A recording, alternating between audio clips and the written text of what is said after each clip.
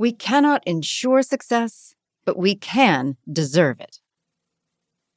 John Adams, Letter to Abigail Adams, 1776. Dr. Ignaz Semmelweis faced a grim puzzle. In 1847, the Viennese hospital where he worked had 2 maternity wards with vastly different mortality rates. The ward run by the doctors had a maternal death rate of 1 in 5.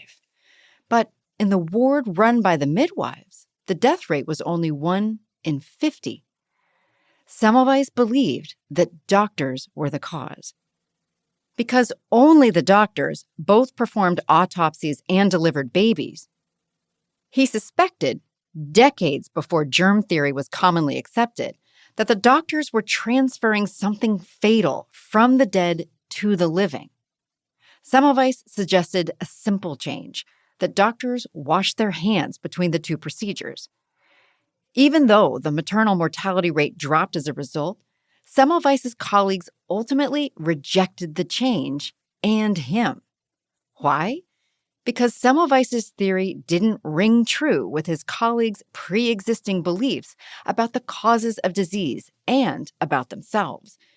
They believed not only that disease was carried by miasmas, that is, infected air, but also that as gentlemen doctors, they were clean by nature. Given those 2 beliefs, it was impossible for them to agree that they were contributing to the cause of death. As soon as Semmelweis left and hand-washing stopped, mortality rates soared again.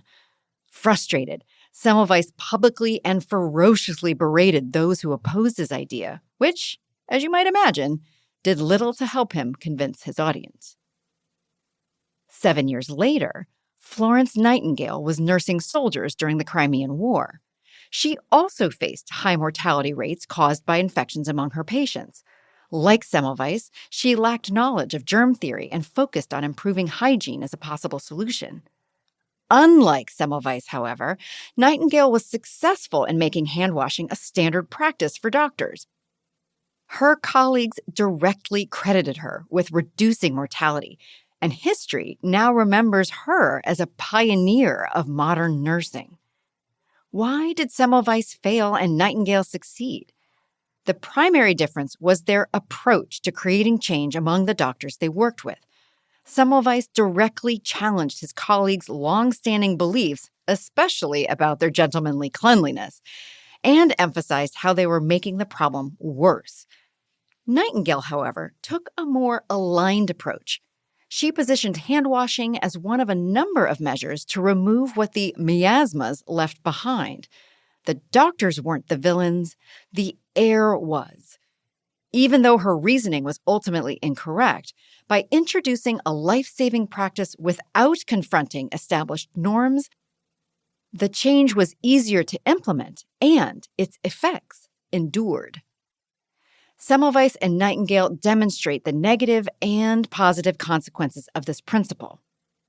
How you introduce a change can make or break your change efforts right from the beginning.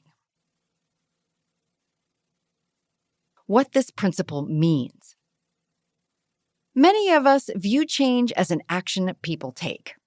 Although that's true, it usually starts as a reaction to a change in something else, much of which is out of our control. For example, when the temperature drops, you grab a sweater. When the stock market drops, you find ways to cut expenses or opportunities to invest. You can't control the economy, you can't control the competition, you can't control world events. Even when you control which change to implement, you can't control someone's reaction to it.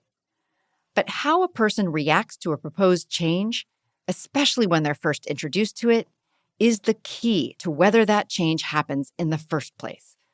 It's also key to how long support for it lasts.